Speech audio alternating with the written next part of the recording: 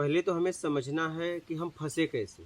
मूल निकाल तभी पाओगे जब अपने आप को फंसे हुए देख पाओगे।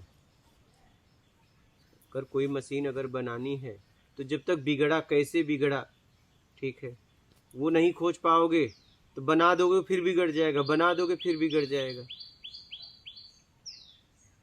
समझ रहे हो? तो हम फंसे कैसे ये देखना है। तो ज़्यादातर ये देखोगे कि हम बेईमानी में फंसे। फंसने का क्या कारण है? मूल यही कारण है, बेईमानी। हमने कर्म के प्रति कहीं न कहीं लालच में आके, कुभाव में आके, अभाव में आके, ज़रूरत में आके हमने बेईमानियाँ कर दी। अपने कर्म के प्रति छल कपट चोरी बेईमानी चापलूसी मक्कारी धूर्तता पाखंड, इसमें से एक कर दिया और उसमें हम बुरी तरह फंसते गए। और अब हम निकलना चाहते हैं। क्या? अब हम निकलना चाहते हैं। तो अब निकलने के लिए आपको पहले तो ईमानदारी अपनानी पड़ेगी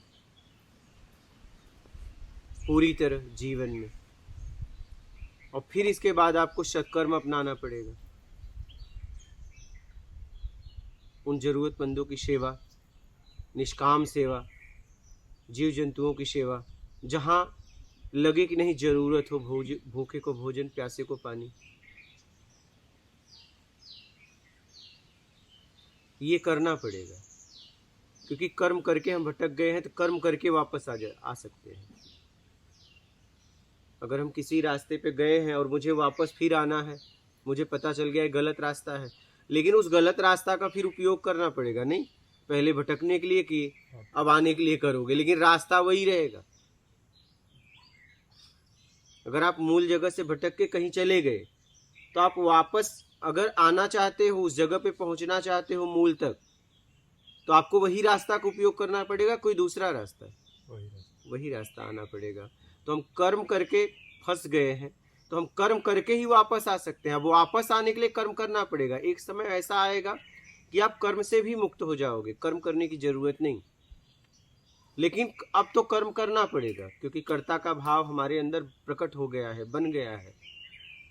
कामनाओं में, जरूरत में, पहले हमने कामनाओं के लिए कर्म किया, अब कामनाओं से मुक्त होने के लिए कर्म करना पड़ेगा। लेकिन कर्म करना पड़ेगा, कर्म आपको करना पड़ेगा। बिना कर्म किए आप वापस नहीं आ सकते। आप सोचो मैं रुक जाऊं और कुछ ना करूं, आ जाऊं, तो नहीं। या तो पूरी तरह रुक जाओ, हर तरह से रुक जाओ। अगर संभव हो तो बस पूरी तरह रुक जाओ, जहां वहीं रुक जाओ। अब ये तो संभव हो नहीं पा रहा है, तो कर्म पे ध्यान दीजिए। मूल कर्म पे ध्यान दीजिए कि मैं क्या पाने के लिए कर्म कर रहा हूँ, क्या मैं ये पाऊंगा तो मेरा क्या होगा, इसका परिणाम क्या होगा। एक एक शब्द सोच समझ के बोलिए। आदान प्रदान जब हम लेन देन कर रहे हैं तो सोच समझ के करिए। एक एक शब्द बीज की तरह है। आप क्या बोलते हैं, क्या किसी को लिखते हैं। आजकल दूर से लोग किसी को कुछ भी कमेंट लिख दे रहे हैं, लेकिन ये नहीं समझ रहे हैं कि मैं एक बीज बो रहा हूँ। क्या बीज? हाँ। और जब प्रकृति में कोई भी आप बीज डालते हो तो उसका कई गुना फल देता है। कितना? कई गुना।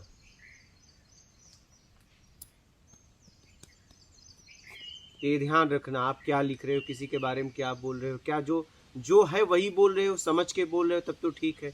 जो है वो बोल रहे हो तब तो ठीक है। लेकिन जो नहीं है, अगर वो बोल रहे हो, चाहे बड़ाई करो चाहे बुराई करो, तो भी आप फंस गए। बड़ाई करोगे तो भी फंस गए, झूठी बड़ाई करे बिना समझे तो भी फंस गए, झूठी बुराई किए तो भी फंस गए। इसलिए जो है वो बोलो, जो समझ में आया है वो बोलो। समझ रहे हो? तो अपने आत्मिक कल्याण के लिए हमें काम करना पड़ेगा, कर्म करना पड़ेगा।